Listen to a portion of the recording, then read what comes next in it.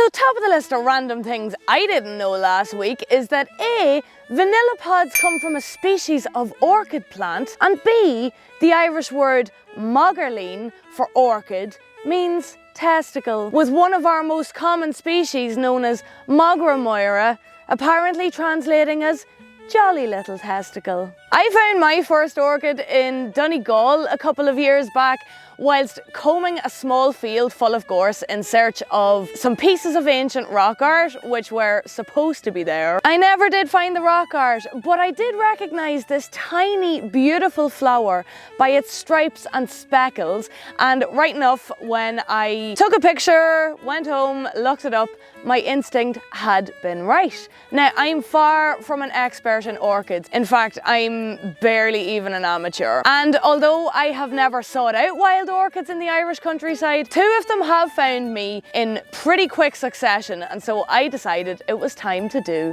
a deep dive.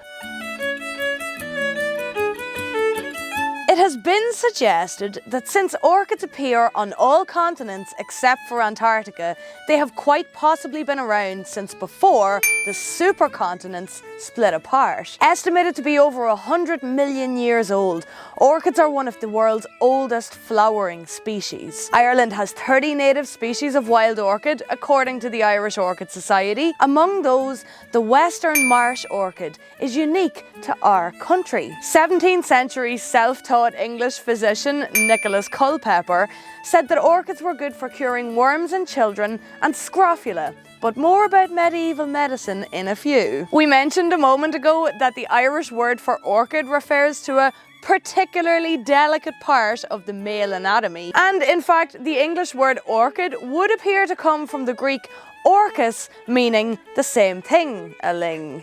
Orchids have been named as an aphrodisiac or love potion in many cultures, but it's trickier than you think to pin down much actual hard evidence of this. We do know that a man named Dioscorides in the 1st century wrote in his successful Pharmacopoeia that orchids influence sexuality, and the notion seems to have stuck. It should be noted that at the time, people in the West believed that plants which looked like certain body parts could influence those same body parts, so take that how you will. Ireland too seems to have some history of an association between orchids and romantic love, but it's very likely a result of this same idea of sympathetic magic. Niall McIntyre says in his book Wild Irish Plants that orchid tubers were used in love potions in Cork, Kerry, Donegal and Wicklow, but for the life of me I couldn't find a single mention of them being used like this in the Duke Schools collection or anywhere else, except for the following.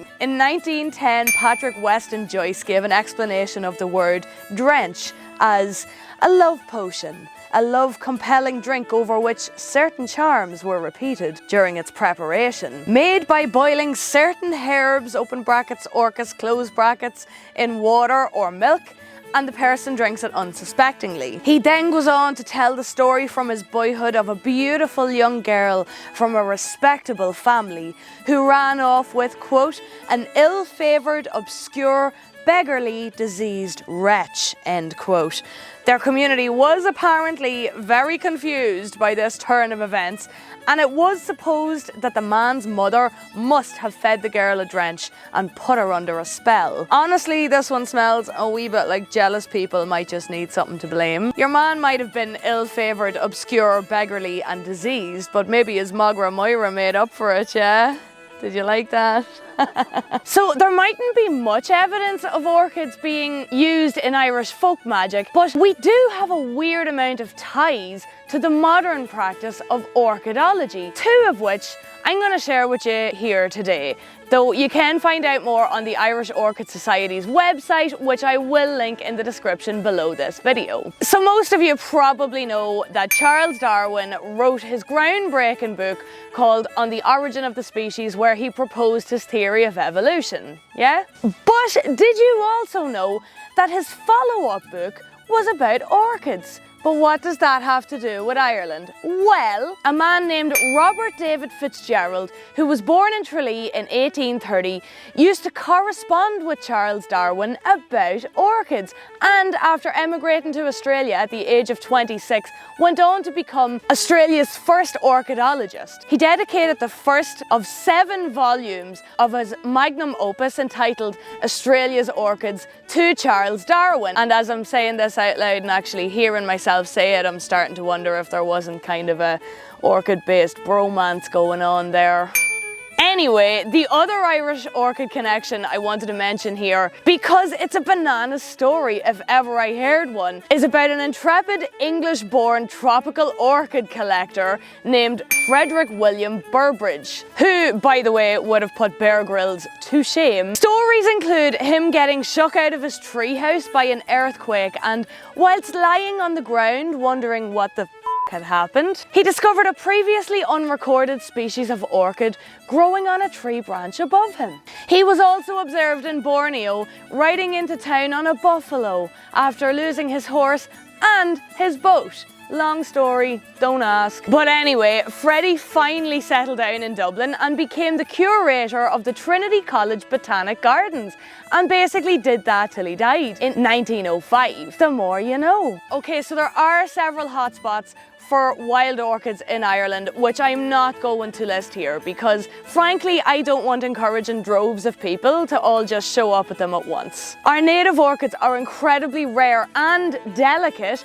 and it can take almost 2 decades for a single flower to blossom. And besides all that, gathering wild orchids in Ireland is illegal, so if you do happen across one, please just leave it alone. This one I found in County Leitrim seems to fit into the category of early purple orchid, although wild orchids, which were described by the Irish Times in 2019 as being promiscuous, have a tendency to hybridize themselves as they spread themselves around. I've ruled out pyramidal orchid because the flowers aren't dense or numerous enough, and I've ruled out green-winged orchid because I don't see any green stripes. But honestly, after several days of research, the one thing I've learned is that orchid identification is not for the faint of heart, and if you have an overwhelming need to categorize things, then orchid spotting might not be the game for you. If, however, you'd like to further explore Ireland's native wildflowers and the history, myth and magic surrounding them, or if you want to hear more about those wacky medieval medical practices, I have an online course that you're going to love. Herb Magic in Ireland, an Introduction, is a 3-hour deep dive into all things Irish wildflowers, starting with a historic timeline to help us track the evolution of Irish herb medicine and magic throughout the ages, from our earliest written records right up to the modern day. We also cover some of the most common techniques for gathering, preserving and preparing herbal charms and cures as practiced by our ancestors.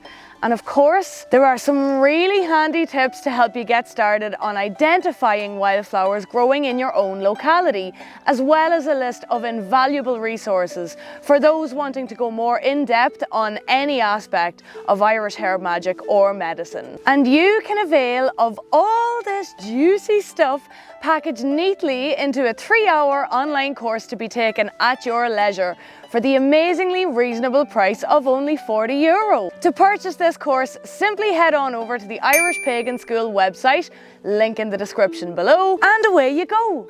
The Irish Pagan School is a wonderful resource, jam-packed with fascinating and well-researched classes taught by Irish teachers who cover almost any aspect of Irish history, culture and paganism that you can think of. So head on over and check them out. And if you're still watching, could you please do me a massive favour and hit that like button? It will help increase the amount of ad revenue I get from this video from the price of 1 coffee to the price of 2 coffees, and I'd greatly appreciate it. And also, while you're down there clicking buttons, leave a comment and tell me what your favourite Irish wildflower is, because Native Irish Herb of the Month used to be a thing on this channel. I'll share the playlist at the end, and I'm kind of toying with the idea of bringing it back. So don't forget to hit subscribe for more fun and witchy adventures. I upload most Thursdays and you're not going to want to miss it. Slán agus beannacht, goodbye and good luck to you.